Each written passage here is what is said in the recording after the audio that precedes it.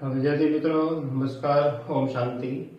હવે આજે મિત્રો પૃષ્ઠવંશી પ્રાણીઓમાં ઉભયજીવી અને સરીસૃપ આ બે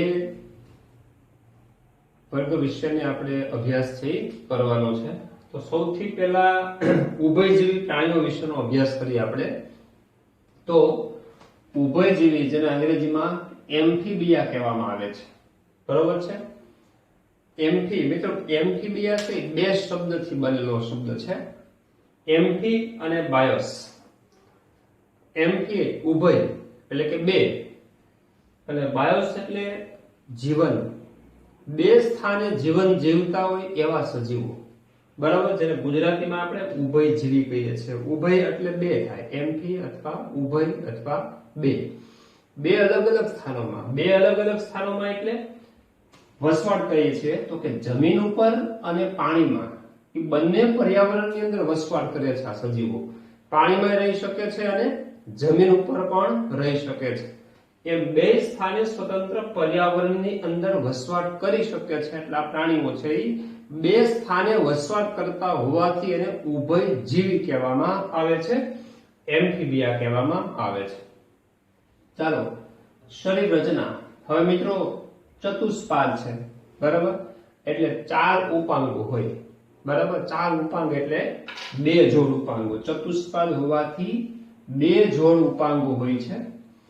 ત્યારબાદ ચામડી મુખ્ય શ્વસન અંગ હોવાથી ભીની હોય, ચીકણી હોય અને ભીંગડા વગરની હોય છે।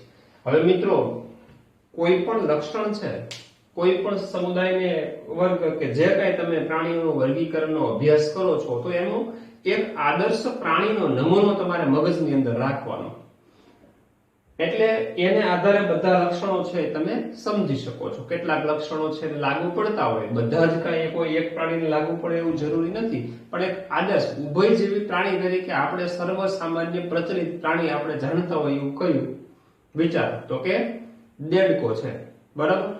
તો દેડકાને ધ્યાનમાં રાખી અને બધા લક્ષણો છે આપણે સમજવાના, એટલે સરળતાથી સમજાઈ જાય। તો દેડકો છે, બરાબર। ચાલો, ચતુષ્પાદ છે, બે જોડ ઉપાંગો છે, એક જોડ અગ્ર ઉપાંગ છે, એક જોડ પશ્ચ ઉપાંગ છે, બરાબર। હા, ચામડી છે મુખ્ય શ્વસનાંગ છે મિત્રો, બરાબર, એટલે ભીની હોય, ચીકણી હોય અને ભીંગડા વગરની હોય છે। દેડકાને સ્પર્શ કરો તો દેડકાની ચામડી છે ચિકાસયુક્ત હોય છે, ભીની હોય, બરાબર છે, એટલે સરળતાથી O2 CO2 ની આપલે છે એ કરી શકે છે। હા, દેડકો જ્યારે સુષુપ્ત અવસ્થાની અંદર જમીનની અંદર પડ્યો હોય ત્યારે ત્વચા દ્વારા જ મુખ્ય શ્વસનની ક્રિયા થાય છે, અને જમીન ઉપર હોય, બરાબર છે। ચોમાસાની ઋતુની અંદર ઠંડા વાતાવરણની અંદર દેડકાઓ પુષ્કળ પ્રમાણમાં જમીનમાં જોવા મળે છે, ઉપરની સપાટી ઉપર। તો એ સમયે પણ ચામડી દ્વારા જ તેનું શ્વસન કરે છે, ફેફસા દ્વારા બહુ નહિવત એટલે કે ઓછું શ્વસનની ક્રિયા કરે છે। હા, એટલે શ્વસનાંગ છે એટલે ભીંગડા વગરની હોય છે, કારણ કે ભીંગડા હોય, બરાબર છે, તો જાડા કઠણ ને મજબૂત હોય છે, જે શ્વસન માટે નડતર રૂપ છે, એટલે શરીરની સપાટી પર ભીંગડા હોતા નથી। ચાલો મિત્રો, નેક્સ્ટ પોઈન્ટ, આંખો છે પોપચા ધરાવે છે, બરાબર। હા, દેડકાની આંખો હોય તમે જોઈ હોય, બરાબર, પોપચા વાળી। આપણે માનવ છે તો માનવની અંદર આ ઉપરનું પોપચું છે, આ નીચેનું પોપચું છે, તો દેડકાની અંદર પણ પોપચા હોય છે, બરાબર। ચાલો, હવે આગળની વાત કરીએ। કેટલાકમાં પૂંછડી હોઈ શકે છે। આ જરૂરી નથી કે બધા જ પ્રાણીઓમાં પૂંછડી હોય, બરાબર છે, બધા જ પ્રાણીઓમાં પૂંછડી હોય એવું જરૂરી નથી, પણ કેટલાકમાં પૂંછડી હોઈ શકે છે। દેડકો હોય તો દેડકામાં રૂપાંતરની ક્રિયા ચાલતી હોય મિત્રો, ગર્ભ વિકાસ થતો હોય ત્યારે દેડકામાં પૂંછડી હોય, પણ જેમ જેમ દેડકાનો ગર્ભ વિકાસ પૂર્ણ થતો જાય અને દેડકો છે પરિપક્વ અવસ્થાએ આવે એટલે એમાં પૂંછડી અદ્રશ્ય થઈ જાય છે, નાશ પામે છે। એટલે પરિપક્વ કે પુખ્ત દેડકો હોય તો એમાં પૂંછડી ન હોય, બરાબર, પણ દેડકાનો જે અધરો ગર્ભ વિકાસ હોય, જેને ટેડપોલ કહેવામાં આવે છે દેડકાના ડીંભને, તો એ પૂંછડી વાળી દેડકાની અવસ્થા છે, બરાબર। તો પોપચા ધરાવે છે અને કેટલાકમાં પૂંછડી હોઈ શકે છે। હા, જાણકારી માટે આપણે દેડકાનો અભ્યાસ આગળ કરીશું। તો દેડકાની અંદર છે વાસ્તવિક રીતે ત્રણ પોપચા હોય છે, એક ઉપરનું પોપચું અને નીચેનું પોપચું, આપણે બે હોય છે, બરાબર। દેડકાની અંદર અંદરની બાજુએ એક પારદર્શક ટ્રાન્સપરન્ટ પોપચું હોય છે, જે પારદર્શક પટલથી બનેલું હોય છે, બરાબર, જે નીચેથી ઉપરની તરફ ગતિ કરે છે. આપણે ચલાયમાન પોપચું છે દેડકાની અંદર નીચેનું હોય છે, માનવની અંદર ચલાયમાન પોપચું ઉપરનું છે. આપણે જ્યારે આંખો બંધ કરીએ છીએ, આંખો બંધ કરીએ એ સમયે ઉપરનું પોપચું નીચે તરફ આવે છે, નીચેનું છે ત્યાં જ રહે છે. મિત્રો ધ્યાનથી અવલોકન કરજો, બરાબર છે. ઉપરનું પોપચું નીચે તરફ આવે છે એટલે ચલાયમાન ઉપરનું પોપચું થાય. દેડકામાં ચલાયમાન નીચેનું પોપચું, એટલે નીચેનું પોપચું ઉપર તરફ જાય ત્યારે દેડકાની આંખ છે બંધ થાય. અને ટ્રાન્સપરન્ટ પોપચું હોય છે એટલે દેડકો પાણીની અંદર તરતો હોય એ સમયે, બરાબર છે, પોપચું ઢાંકી દે છે, આંખ બંધ કરી દે છે, છતાંય પાણીમાં જોઈ શકે છે, કારણ કે એ પોપચું ટ્રાન્સપરન્ટ હોય છે. ઓકે, આગળ વાત કરીએ. શરીર છે શીર્ષ અને ધડ એમ બે ભાગોમાં વિભાજિત હોય છે, બરાબર છે, શીર્ષ અને ધડ. હવે જાણો છો દેડકાને જોયું હોય, દેડકાની અંદર ગરદન ન હોય, ગરદનનો અભાવ હોય છે, બરાબર. મોઢું હોય છે એ મોટું હોય છે, મુખગુહા દેડકાની કેવી હોય છે? ખૂબ જ મોટી પહોળી હોય છે. શરીરમાં મુખગુહા છે એ શરીરના કદના પ્રમાણમાં ખૂબ જ મોટી હોય છે, એટલે જ્યારે આ મોઢું પહોળું કરે ત્યારે કીટકો છે ખોરાક તરીકે ગ્રહણ કરવાના હોય તો એ સરળતાથી ખોરાકને ગ્રહણ કરી શકે છે, બરાબર. પણ શીર્ષ અને ધડ બે ભાગમાં વિભાજિત હોય, ગરદનનો અભાવ હોય છે. પછી નેક્સ્ટ પોઈન્ટ છે અંતઃકર્ણ અને મધ્યકર્ણ કર્ણપટલ હાજર હોય છે. કાન છે મિત્રો, સમગ્ર કાન છે ત્રણ ભાગથી બનેલા છે, તમે જાણો છો, બાહ્યકર્ણ, મધ્યકર્ણ અને અંતઃકર્ણ, બરાબર. ચાલો, તો અહીંયા અંતઃકર્ણ હોય છે, મધ્યકર્ણ પણ હોય છે, કર્ણપટલ, કર્ણપટલ એટલે આપણે કાનનો પડદો કહીએ છીએ એ હોય, પણ બાહ્યકર્ણનો અભાવ હોય છે. બાહ્યકર્ણ, કર્ણપલ્લવ જેને આપણે કહીએ છીએ, આ કાનનો આ બહારનો ભાગ છે, આનું કર્ણપલ્લવ અથવા બાહ્યકર્ણપલ્લવ કહેવામાં આવે છે. દેડકાની અંદર છે આ બાહ્યકર્ણ હોતા નથી. ચાલો મિત્રો, ત્યારબાદ વાત આવે છે કંકાલ તંત્ર. તો કે બાહ્ય કંકાલનો અભાવ હોય છે. હમણાં જ આપણે વાત કરી, ત્વચા છે ભીની ચીકણી હોય છે, કારણ કે શ્વસનાંગ તરીકે વર્તે છે, બરાબર, એટલે બાહ્ય કંકાલ હોતું નથી. અંત કંકાલ છે કાચથી વત્તા અસ્થિનું, કેટલાક કાચથી તો કેટલાકમાં અસ્થિનું બનેલું હોય છે. પાચન તંત્ર સંપૂર્ણ છે, જાણો છો. મુખ છે મોટું હોય, હમણાં આપણે વાત કરી, મોટું મુખ હોય એટલે કીટકો છે એને ગ્રહણ કરવા માટે, ખોરાકને લેવા માટે, પકડવા માટે ઉપયોગી છે. ઉપરના અથવા બંને જડબામાં દાંત હોય છે, કાં તો માત્ર ઉપરના જડબામાં હોય અથવા ઉપરના અને નીચેના બંને જડબાની અંદર દાંત હોય છે, બરાબર. દેડકો હોય તો એના માત્ર ઉપરના જડબાની અંદર દાંત હોય છે, નીચેના જડબા દાંત વિહીન હોય છે દેડકાની અંદર. પછી નેક્સ્ટ પોઈન્ટ છે પાચન માર્ગ, મૂત્ર માર્ગ અને પ્રજનન માર્ગ. આ ત્રણ તંત્રો, એના માર્ગો, પાચન માર્ગનો છેડો, મૂત્ર માર્ગનો છેડો અને પ્રજનન માર્ગનો છેડો એક જ કોટરમાં ખુલે છે, એને અવસારણી કહેવામાં આવે છે. શું કહેવામાં આવે છે? અવસારણી. એટલે કે અહીંયા આકૃતિમાં જોઈએ આપણે,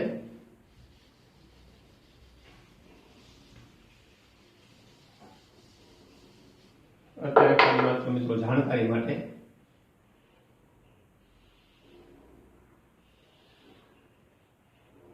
બરાબર, આ અવસારણી છે.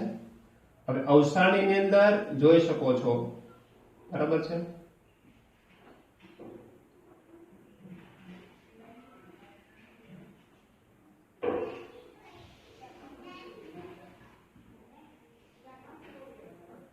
આવા ત્રણેય માર્ગો, બરાબર છે. આ 1, 2 અને 3, એટલે કે પાચન માર્ગ, મૂત્ર માર્ગ અને પ્રજનન માર્ગ, એ ત્રણેય નલિકાઓ છે એના છેડા એક જ બંધ કોથળી જેવી રચનામાં ખુલે છે, બરાબર છે. કોટર જેવા ભાગની અંદર ખુલે છે, એને શું કહેવામાં આવે છે? અવસારણી. એટલે આ છે એ અવસારણી કહેવાય છે, અવસારણી, બરાબર. આને અવસારણી દ્વાર કહેવાય. અવસારણી દ્વાર, છિદ્ર, એ બહાર તરફ ખુલે છે, બરાબર. જ્યાંથી પ્રજનન કોષો પણ ત્યાગ થાય છે, ઉત્સર્ગ દ્રવ્યો પણ ત્યાગ થાય છે અને અપાચિત ખોરાક પણ ત્યાગ થાય છે, બરાબર.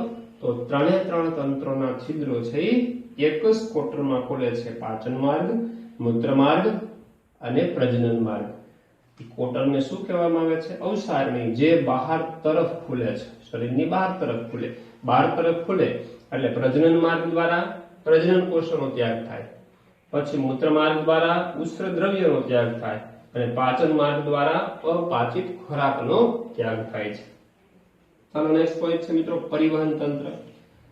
હા, હવે દેડકાનું જે હૃદય છે, ઉભયજીવીના હૃદય છે, 3 ખંડોથી બને છે. બરાબર, 3 ખંડો. હવે 3 ખંડોમાં 2 કર્ણક હોય અને 1 ક્ષેપક હોય છે. બરાબર છે. આપણે આગળનો વર્ગીકરણમાં જોઈ ગયા, માછલીઓ છે, બરાબર છે, ચુસ્મુખા છે, વર્ગ ચુસ્મુખા. તો એની અંદર હૃદય છે દ્વિખંડી હતા, 1 કર્ણક અને 1 ક્ષેપક. હવે મિત્રો ઉદ્વિકાસના ક્રમ મુજબ યાદ રાખવાનું છે. બરાબર, એના કરતા આગળનો સ્ટેપ આ તો ઉભયજીવી છે. તો ઉભયજીવીમાં 3 ખંડો બન્યા, 2 કર્ણક અને 1 ક્ષેપક. બરાબર છે. આવી રીતે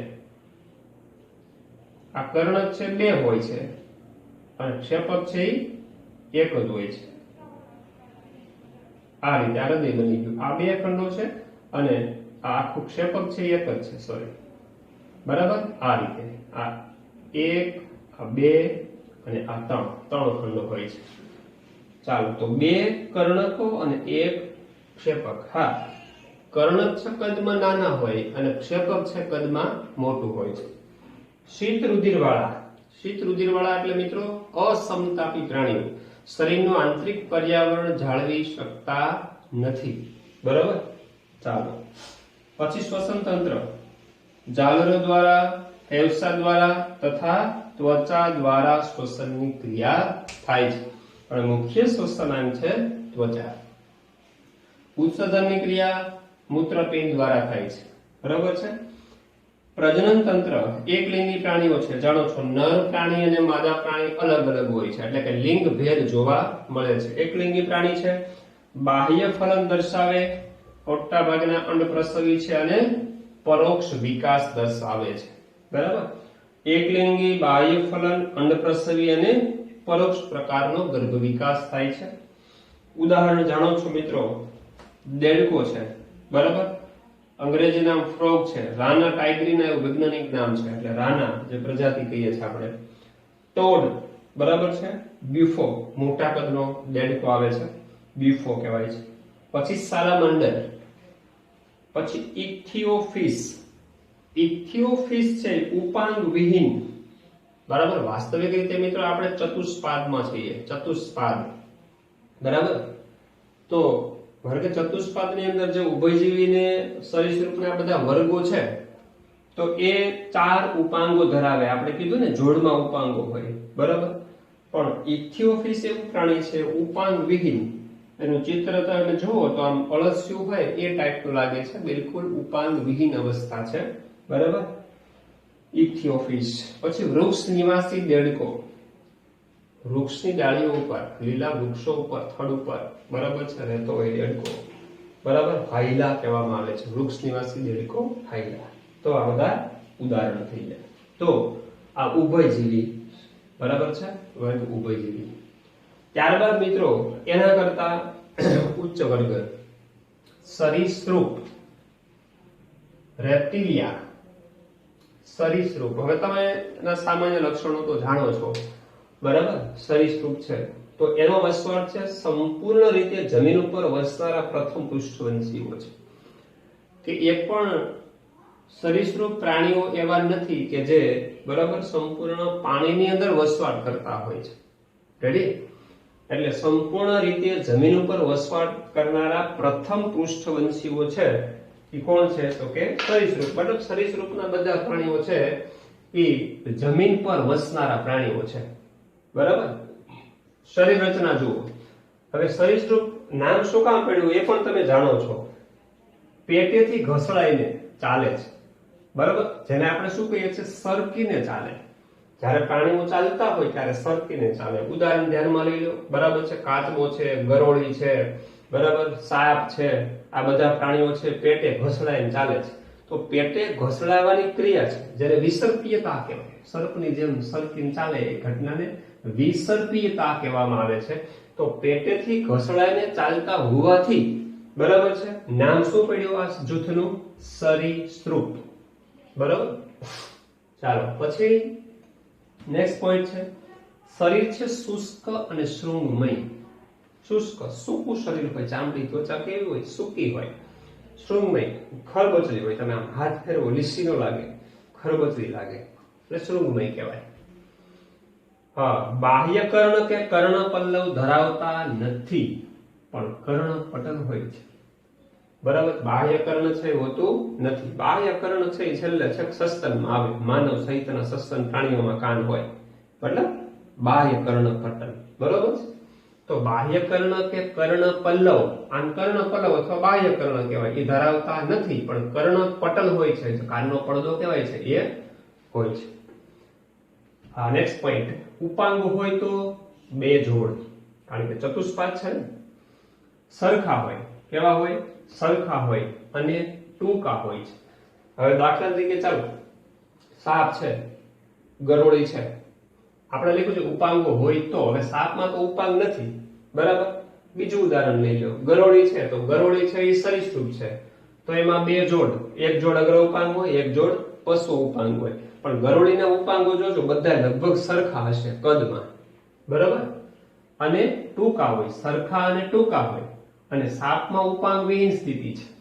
સાપ છે સરીસૃપ છે, ચતુષ્પાદમાં આવે છે, પણ છતાંય ઉપાંગો ધરાવતું નથી. હા, પછી શરીર શીશ ધરાવે, ગરદન ધરાવે, ધડ ધરાવે, પૂંછડી એમ 4 ભાગમાં વિભાજિત હોય છે. બરાબર. ગરોળી ઉદાહરણ તરીકે લઈ લ્યો, બધાએ જોયું હોય, બરાબર. એમાં માથું આવે, શીશ પ્રદેશ, ત્યારબાદ ટૂંકી ગરદન હોય, ધડ એટલે કે શરીરનો મુખ્ય ભાગ ધડ, અને ત્યારબાદ પૂંછડી, એમ 4 ભાગમાં વિભાજિત હોય છે. પછી કંકાલ તંત્રની વાત કરીએ તો કે કંકાલ તંત્રમાં જાણો છો ત્વચા, ચામડી છે સૂકી હોય છે, હમણાં કીધું ને શુષ્ક અને શૃંગમય હોય છે. પછી બાહ્ય કંકાલ છે એ અધિચર્મમાંથી ઉત્પન્ન થતા ભીંગડા કે પ્રસલ્કો, બરાબર. હવે ભીંગડા કે પ્રસલ્કો, ભીંગડા છે તો તમે જાણો છો મિત્રો, શરીર ઉપર ભીંગડાનું આવરણ છે એ હોય છે, બરાબર. સરીસૃપની અંદર સાપ હોય તો શરીર ઉપર ભીંગડાનું આવરણ હોય છે, બરાબર. હવે આ પ્રસલ્કો છે, બરાબર. દાખલા તરીકે તમે જોયું હોય કાચબો, તો કાચબાના શરીર ઉપર ઉપરની સપાટી ઉપર આમ ચોરસ ખાના જેવા ગોઠવેલા હોય એવા મજબૂત અને કઠણ ભાગ હોય છે, બરાબર. ઉપરની જે સપાટી જે ઢાલ જેવી હોય છે, બરાબર, કાચબાની અંદર આ સપાટી છે આ રીતની આમ હોય, બરાબર. કાચબો તો એકદમ નાનું એવું પ્રાણી એવું. હવે અહીંયા છે આવી આવા આકારના આમ ગોઠવાયેલા બધા ભાગો હોય છે અને ખૂબ જ મજબૂત હોય છે. આ બધા જે ભાગો છે કાચબાના શરીરની ઉપરની સપાટી ઉપર, બરાબર, એ પ્રસલ્કો કહેવામાં આવે છે, બરાબર.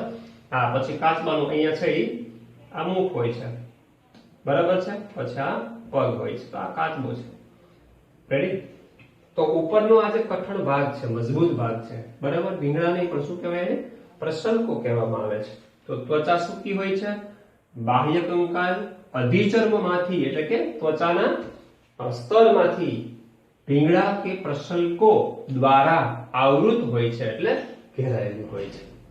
ચાલો, નેક્સ્ટ પોઈન્ટ છે સાપ અને ગરોળી તેમની કાચળી યુક્ત ત્વચા દ્વારા ભીંગડા દૂર કરે છે.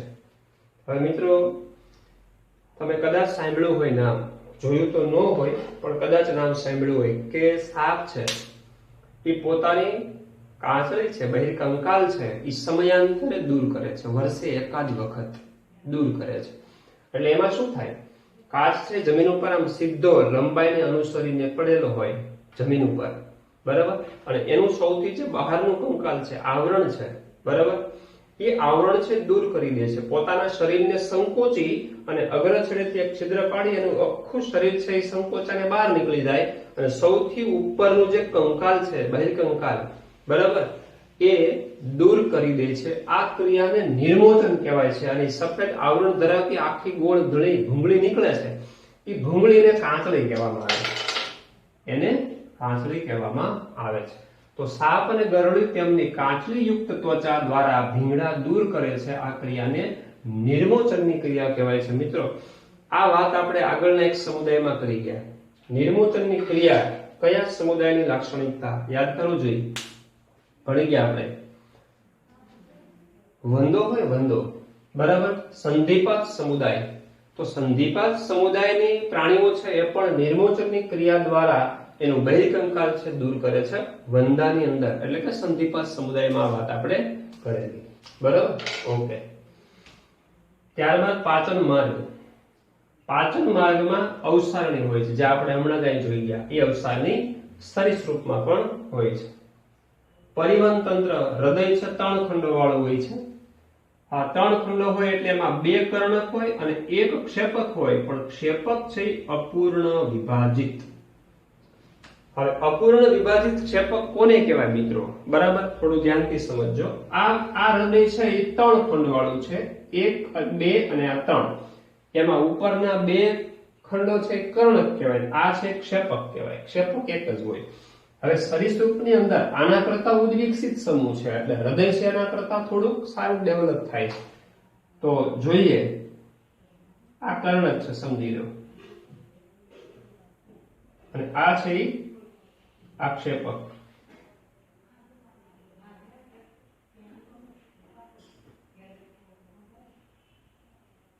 ચાલો, હવે જ્યારે ક્ષેપક છે, આ ક્ષેપક છે એમાં વચ્ચેથી એવી ખાંચ પડે. બરાબર? ક્ષેપકમાં ખાંચ પડે, પણ સંપૂર્ણ વિભાજન ન થાય.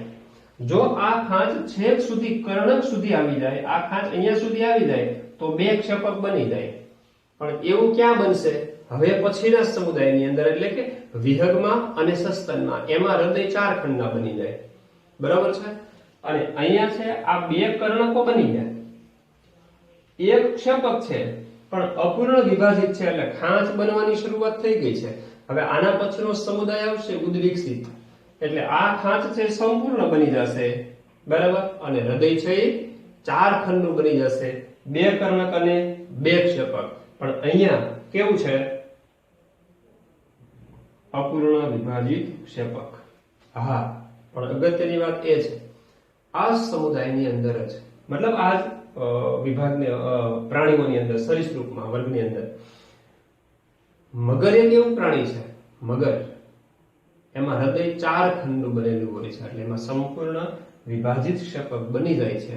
અને હૃદય છે એમાં 2 કર્ણક વત્તા 2 ક્ષેપક, એમ કુલ 4 ખંડોનું બની જાય છે. યાદ રાખજો, અપવાદ રૂપે મગર સરીસૃપ હોવા છતાંય ચતુષ્ખંડી છે. બરાબર? તો હૃદય છે 3 ખંડ વાળું, એને ત્રિખંડી કહેવાય. 2 કર્ણકો વત્તા 1 અપૂર્ણ વિભાજિત ક્ષેપક. કોની લાક્ષણિકતા? સરીસૃપની. એની પહેલા ઉભયજીવી, 2 કર્ણક 1 ક્ષેપક. બરાબર છે? એની પહેલા 1 કર્ણક 1 ક્ષેપક, કાસ્થિ અને અસ્થિમાં.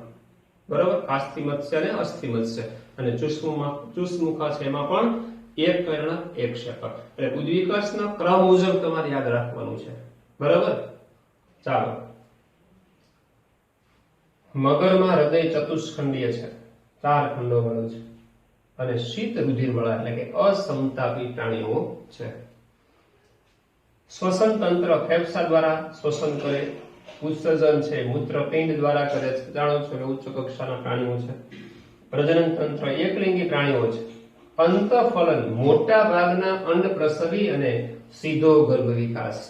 ઈંડા મૂકનારા પ્રાણીઓ છે, અને ઈંડાનું સ્ફટન થાય છે, સેવન થાય, એટલે એમાંથી પરિપક્વ બચ્ચું છે, પુખ્ત પ્રાણી જેવું દેખાતું બચ્ચું છે, બહાર આવે છે, અને સીધો ગર્ભ વિકાસ કહેવાય છે. ઘણા બધા ઉદાહરણ આપ્યા છે મિત્રો. બરાબર છે? દરિયાઈ કાચબો. બરાબર? સમુદ્રવાસી કાચબો હોય, ટર્ટલ.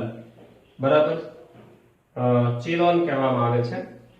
પછી સામાન્ય કાચબો, જેને આપણે ટોર્ટોઇસ કહીએ છીએ, એસ્ટુડો. પછી વૃક્ષ નિવાસી ગરોળી, જેને ટ્રી લિઝાર્ડ કહેવામાં આવે છે, કેમિલિયોન. બરાબર? પછી બગીચાની ગરોળી, ગાર્ડન લિઝાર્ડ, જેને કેલોટિસ કહેવામાં આવે છે. મતલબ આ બધી પ્રજાતિના નામ છે. કેલોટિસ છે, કેમિલિયોન છે, બરાબર, ફિલોન વગેરે. પછી મગર, ક્રોકોડાઇલ. બરાબર છે? ક્રોકોડાઇલસ. ઘડિયાળ, જેને એલિગેટર કહેવામાં આવે છે. એલિગેટર, પેલું મુખ છે લાંબુ હોય છે, તીક્ષ્ણ અને મજબૂત દાંત ધરાવતું હોય છે, શિકારી. બરાબર છે? એ એલિગેટર. પછી ભીંત ગરોળી જેને વોલ લિઝાર્ડ કહેવામાં આવે છે, બરાબર છે, હેમિડેક્ટાઇલસ પ્રજાતિમાં, ઝેરી સાપ નાગ જેને આપણે સામાન્ય કોબરા કહીએ છીએ, નાઝા, બરાબર, સાપ આગળ આવી ગયું, નાઝા નાઝા. પછી કાળોતરો, કાળોતરો છે, બરાબર છે, ક્રેઇટ, આ એક ઝેરી સાપ છે કાળોતરો. બંગારુસ, ચિત્રો જેને વાઇપર કહેવામાં આવે છે, વાઇપેરા પ્રજાતિમાં આવે છે. આ બધા કાળોતરો, ચિત્રો, નાગ. તો આ આપણા જે ભારતીય બધા જે નાગ છે, ભારતીય સાપ, ભારતની અંદર જાણકારી માટે મિત્રો, ભારતની અંદર સાપની 2500 જેટલી જાતો જોવા મળે છે. 2500 જાતોમાંથી વાસ્તવિક જે 4 પ્રકારના ઝેરી સાપ છે, બરાબર, ખૂબ જ ઝેરી. વિશ્વની અંદર 4 પ્રકારના સાપ ઝેરી છે. એક તો આ ઝેરી સાપ, આ નાગ, એ પણ ઝેરી છે.